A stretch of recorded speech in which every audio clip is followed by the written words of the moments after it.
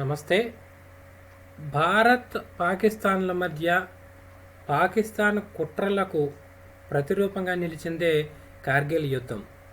ఒకవైపున అప్పటి ప్రధానమంత్రి అటల్ బిహారీ వాజ్పేయి శాంతియుత మార్గాల ద్వారా పాకిస్తాన్కి శాంతి స్నేహహస్తం చాచుచుంటూ ప్రయత్నిస్తుంటే, మరోవైపుని దొంగచాటుగా మన భూభాగంలోకి చొరబడి మన భూభాగాన్ని సరిహద్దుల్లో కీలకమైన భూభాగాన్ని లాక్కునేటందుకు పాకిస్తాన్ ప్రయత్నించింది. 1999లో జరిగినటువంటి ఈ ఘటనలో వెంటనే మేలుకున్నటువంటి భారత సైన్యం ధైర్య సాహసాలు ప్రదర్శించి పాకిస్తాన్ ముష్కరులను వెనక్కి తరిమికొట్టి తిరిగి మన భూభాగాన్ని మనకి సంరక్షించి పెట్టడం జరిగింది. ఈ యుద్ధంలో ఎందరో వీర జవాన్లు అమరులవడం కూడా జరిగింది. భారతదేశ కీర్తి పతాకాన్ని రెపరెపలాడించినటువంటి కార్గిల్ విజయం జరిగినటువంటి రోజే జూలై నెల 27. ఈ విజయోత్సవాన్ని 26వ తేదీ విజయోత్సవాన్ని పురస్కరించుకుని ప్రతి సంవత్సరం కూడా కార్గిల్ విజయోత్సవం పాటిస్తూ ఉంటాం. అసలు కార్గిల్ యుద్ధం ఎలా జరిగింది, కార్గిల్ యుద్ధానికి పాకిస్తాన్ దొంగచాటుగా అలాంటి ప్రయత్నాలు చేసింది, భారత సైన్యం ఏ రకంగా దాన్ని తిప్పికొట్టిందనే అంశాలని అప్పటి యుద్ధంలో స్వయంగా పాల్గొన్నటువంటి వింగ్ కమాండర్ బాలరెడ్డి గారు మనకి వివరించి చెప్తారు. నమస్కారం బాలరెడ్డి గారు.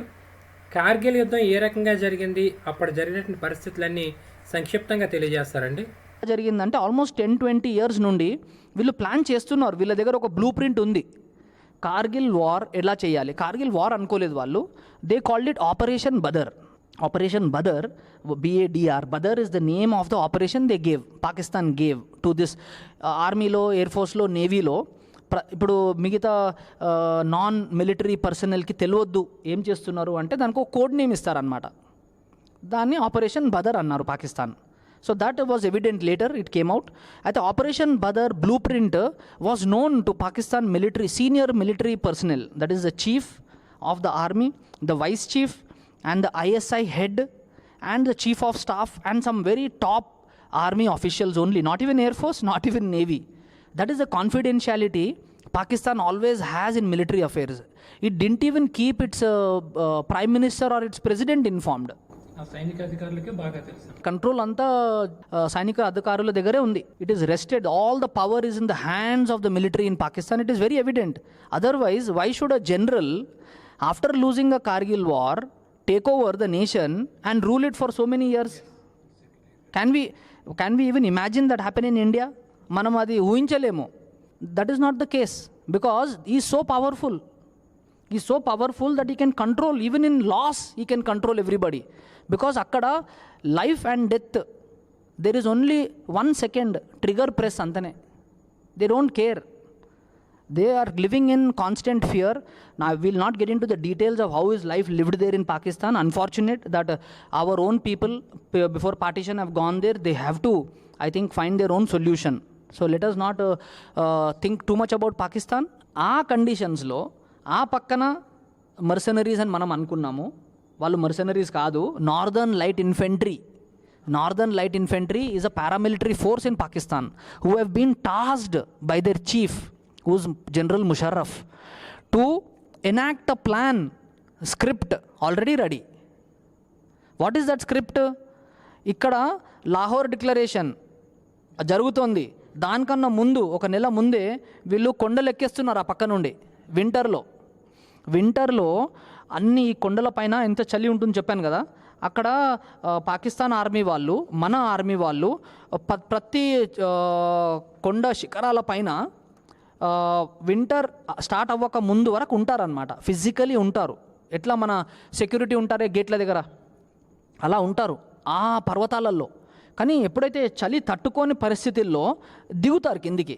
ఎప్పుడు అక్టోబర్, నవంబర్లో ఎప్పుడో దిగుతారు. నాకు ఎగ్జాక్ట్ డేట్స్ తెలియదు. But they step down. ఎవరు? వాళ్ళు కూడా, మనం కూడా. It is a unwritten rule. నువ్వు కూడా దిగిపో, నేను కూడా దిగిపోతా. మళ్ళీ మన 1971 డిక్లరేషన్ ఉంది. దాని ప్రకారమే షిమ్లా అగ్రిమెంట్, 1971 షిమ్లా అగ్రిమెంట్ ప్రకారమే మనము మళ్ళీ పైనకి ఎక్కుదాము చలి అయిపోయాక. ఎప్పుడు? ఫిబ్రవరి, మార్చ్, ఏప్రిల్లో. అది కండిషన్ ఇద్దరికి. అలా ఎన్ని పోస్ట్స్ ఉంటాయి? Every 2-3 kilometers there is a post of 10 people, 20 people along the border. So it is not that Kargil దగ్గరే మన సోల్జర్స్ ఉన్నారు, మిగతా దగ్గర అంత సోల్జర్స్ లేదు. మరి ఎందుకు అక్కడ ఉండాల్సి వస్తుంది అంటే అక్కడ మనం ఫెన్స్ పెట్టలేము, గోడ పెట్టలేము. అక్కడ ఫెన్స్ గోడ పెట్టని పరిస్థితుల్లో మనుషులను నిలబెట్టాలి. నీకు ఇక్కడ 1 ఎకరం ల్యాండ్ ఉంటేనే నీకు ఎంత ప్రాబ్లం అవుతుంది, ఎవరు తీసేసుకుంటుండని.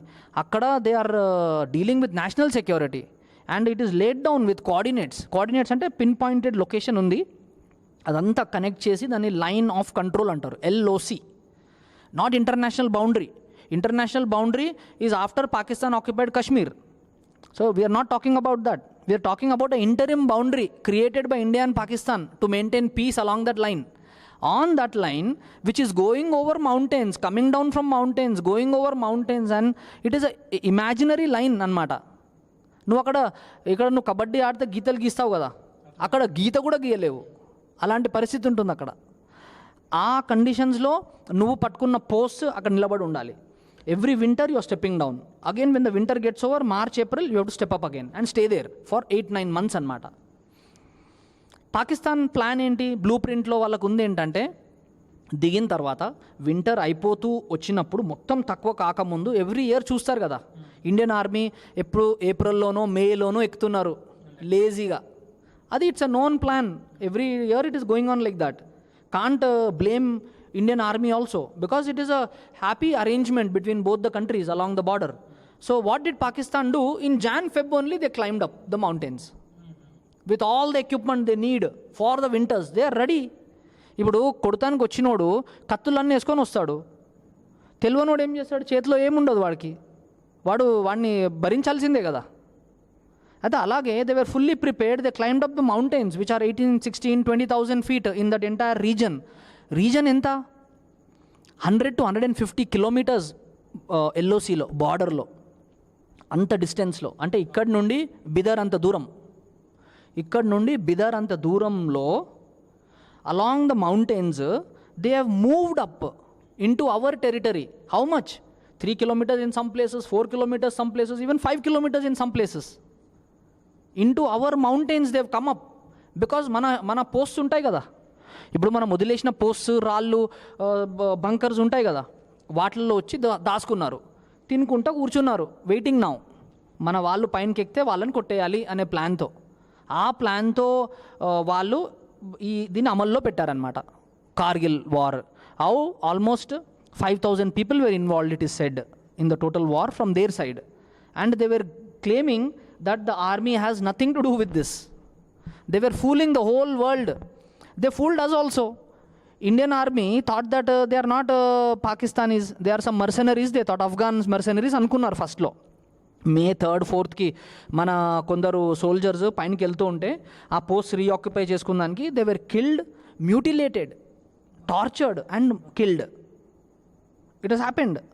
One of them is my course mate. I know him personally. So such is the gory story that Pakistan has unfolded in 1999 May. They were all ready for the war. India just waking up from sleep. First they thought of few people here and there, 50 people ఉన్నారేమో, 100 people ఉన్నారేమో అనుకున్నారు. తర్వాత May 3rd నుండి May 15th అయ్యే వరకు they realize it is spread over 100 kilometers. ఎక్కడ మనోళ్ళు ఎక్కుతున్నా అక్కడ ఫైరింగ్, అక్కడ చంపుకోవడం జరుగుతుంది. So they were not prepared for this action. So they stepped down, and then the involved army got into a very big way. The army chief was outside that time. He flies back fast, and then he takes some decisions. He meets people, then he visits those places, understands the situation on ground. That is what is Indian military personnel made up of. The first capture, June 13th, was a very important capture of a hill called Tololing. That's a very important capture. And after that, we controlled the Dras, and July 4th, Tiger Hill was captured. That ended the war. We broke the Paki army back completely at that point. Lot of pressure internationally on Pakistan. Then we had Nawaz Sharif called to America. Clinton tells him, step down immediately, pull all your people out from the country, from India. Now, the 5th July, they declared ceasefire. And 11th July, India realized that, okay, Pakistan is moving away. And finally, 26th July is when we declared the victory of India over Pakistan in Kargil war. That is what happened. And today we are just going over this story again, commemorating and thinking about all those martyrs, 527 brave soldiers, knowingly, unknowingly killed in the face of the enemy. In fact, there were a lot of hand combats. You will wonder, what would people be doing when they have an enemy right in the opposite and fighting with him physically? Indians have shown great valor, and Kargil war was just one such display for a wrong reason, unfortunately. But I don't think India will never let anything like this happen again. I don't know, I'm very confident that I think we've learned a lot of lessons from there, that venue to badalna hai. Venue is not going to be in India anymore, and we are not going to host these battles anymore. We will take the war where it matters, and we will beat them where it hurts them the most, and make them understand in a language they can understand. ధన్యవాదాలు బాలరెడ్డి గారు. ఈ కాలం యువతకి కార్గిల్కి సంబంధించినటువంటి అవగాహన కల్పించేటందుకు మీరు ప్రయత్నం చేయడం జరిగింది. ఇది ఒక మంచి పరిణామం అని చెప్పేసి అని భావిస్తున్నాం. మీ విలువైన సమయంతో కార్గిల్ యుద్ధంలో స్వయంగా పాల్గొన్నటువంటి మీరు ఈ కాలం యువతకి అవగాహన కల్పించడం జరిగింది. ధన్యవాదాలు బాలరెడ్డి గారు. ఈ వీడియో కట్టసి సమాచార భారతి. Thank you.